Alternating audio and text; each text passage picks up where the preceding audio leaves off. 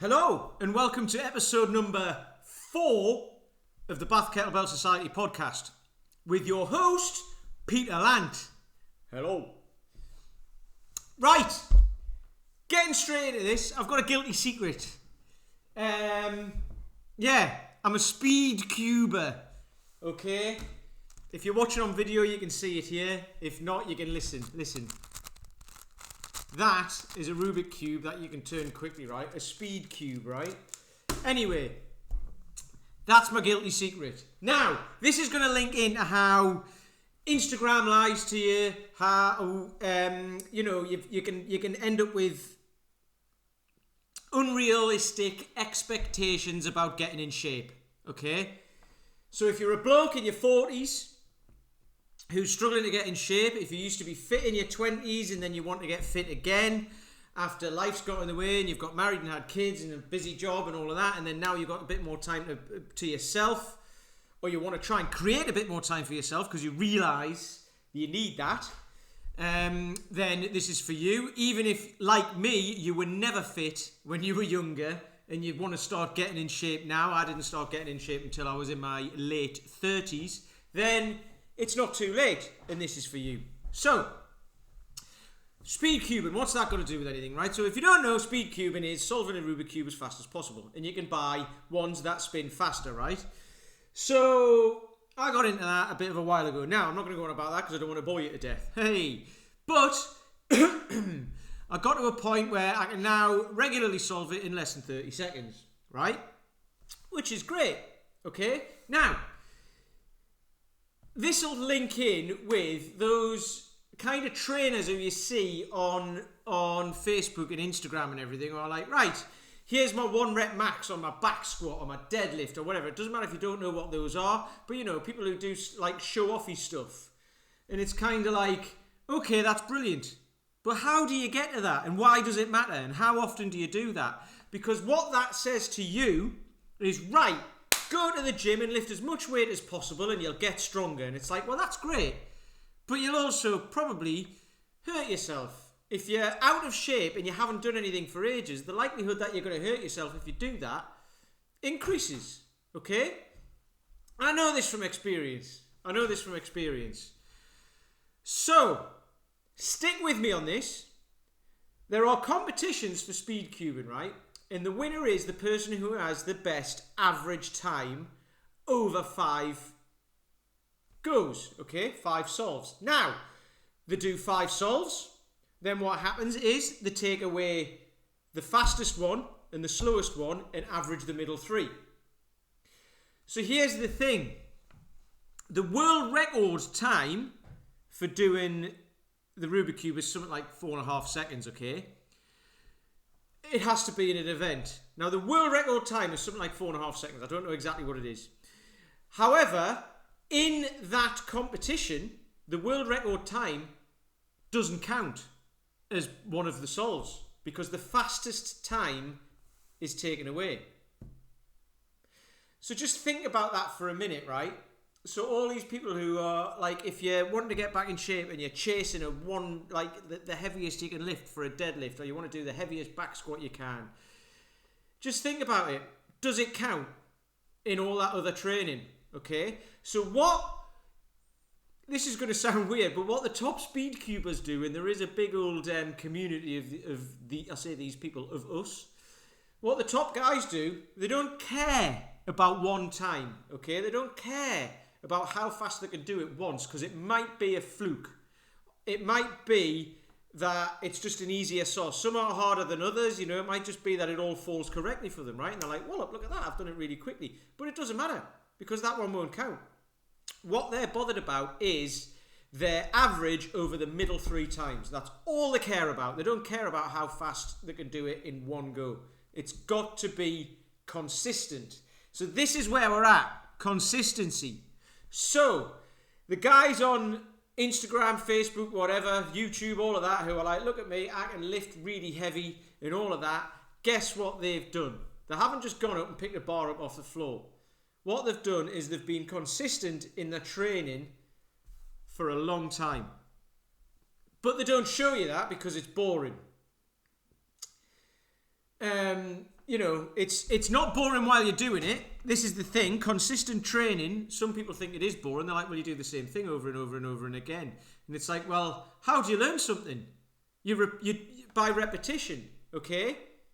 So it's pointless going and doing, like, I'm going to do squats today, I'm going to do deadlifts tomorrow, I'm going to do kettlebell swings then, I'm going to do presses then, I'm going to do, windmills then, and I'm going to do snatches then, and it's like, okay, that's brilliant, but how are you going to get good at any one of them? You've got to focus, short-term focus on the one thing. Once you've got it, and you've got it patterned, and you've got good at it, and you've got the mobility to do it, and it doesn't hurt, and you can do it consistently at a decent level, brilliant. Just maintain it. That's the easy bit, and then you can go and focus on something else. Okay? And this is how we work. This is how I work with the guys who I work with. It's like, right, we'll start you from where you're at. We'll start you from where you're at. And I don't care what the heaviest thing you can lift is. I really don't care. I care how many times you can lift something with the correct form. And then that gives you less chance of injuring yourself. It gives you more chance of succeeding. It gives you more chance of keeping up your consistency, because the problem is people try to be consistent with their training, but they go and smash themselves to pieces every single session. And then guess what? You have to stop because your body can't handle it. And then worst case is you get injured, and then you have to have a few months off, and then you're starting from scratch again, and then your goal is to get back to where you were. Whereas if you do the consistent training, over time, you will get stronger. So the way we look at it, this might make sense, it might not, but let's say your 100% is, well, whatever it is, right? You've got 100%. If you work to 70% of that, most of the time, your 70% is going to get better, so your 100% is going to go up without ever going anywhere near it. Now, it's good to test every now and then, just to see where you're at. But if you've got other things in life, you've got kids, you've got a job, you've got lots of things going on, you've got people relying on you, then chasing something like a 1 rep max, chasing, being able to do a marathon as fast as possible, all these big old goals that people have, which are great. The thing is, it's not that easy to get that goal as quickly as you want to most of the time. So just have a think about that. Think about, right, if you lift something really heavy, brilliant, well done, but what happens if you injure yourself when you do it? Wouldn't you rather train consistently, get somewhere and say, do you know what, I'll be able to lift that heavy thing, and I'm pretty confident I'm going to do it very well. And if you're not confident you're going to do it well, that's cool. Train a bit longer and then have a go. So there we have it. Very short one, this one, but it's just something to think about, because I have a lot of people come to me who say, like, this is what I want to do. I've seen someone do this, or I've heard about this, or whatever, and I want to be able to do that. So I had a guy come to me on Facebook, actually. I posted a thing on Facebook. It was actually one of the things I'm talking about. It was a bit of a show-offy thing, but there was a story behind it of, if I do this thing once a week, it means I maintain it. It's very hard, and to get to it took me years. But to maintain it, I do 1 rep per week. 1 a week. That's it. In the week that I can't do it, I'm like, right, I need to address something. But if I can do it that week, then the next week, then the next week, guess what? It maintains it. Okay? So, what it was a 1-arm, 1-leg push-up, right? Very, very, very difficult. So a guy said to me, commenting on Facebook, what's your progression? You like sharing stuff and all that, which I do, I'm happy to help. You like sharing stuff and all that. What's the progression to get to a 1-arm, 1-legged push-up? So I went back to him and just said, how's your 1-arm push-up? Can you do a 1-arm push-up? And he was like, well, not really. And it was like, right. Well, how's your push-up? Well, I can do 10 of them quite powerfully, but the last few might be a bit ropey. And I'm like, right. So your goal isn't to do a 1-arm, 1-legged push-up. Your goal is to get your push-up stronger. That's the beginning. Your ultimate goal can be the 1-legged push-up, but if you're focusing on that, you're always going to be let down because it's going to be tricky. So the focus is get your push-up stronger. Once your push-up stronger, you can start to work on your 1-armed push-up. Once you can do a few one-arm push-ups, not just one, then you can start to progress towards the one-arm one-legged push-up. Okay? And that's not going to take you a month or 2 months. It's going to take you a long time. But guess what? The training along the way makes you stronger.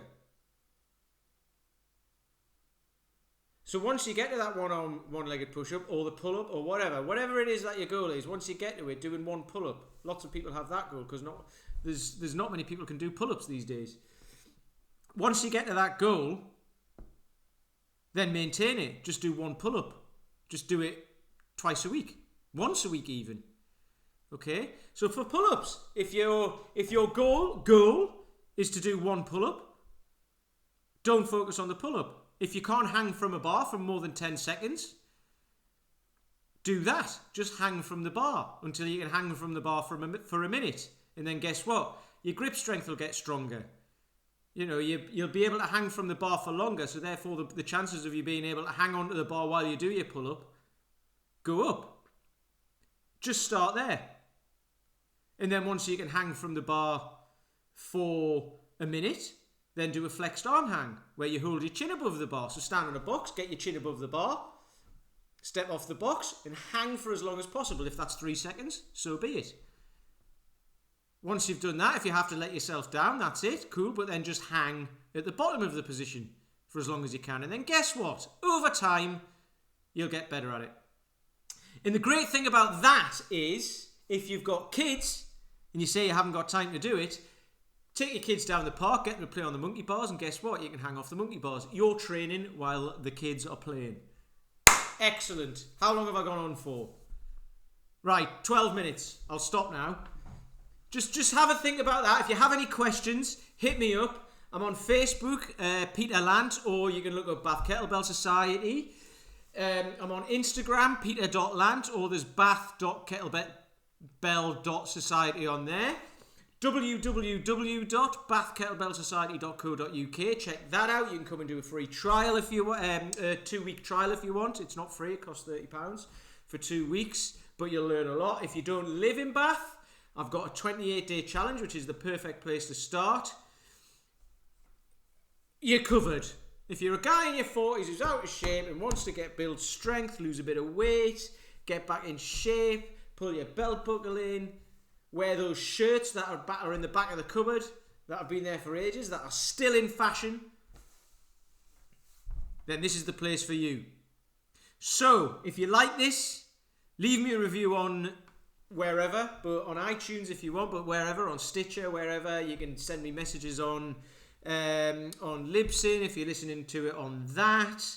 But just leave a review. And also, share it with your friends. Let's get more people involved in the conversation so we can help more people out. It'd be great to hear from you. So thank you and goodbye.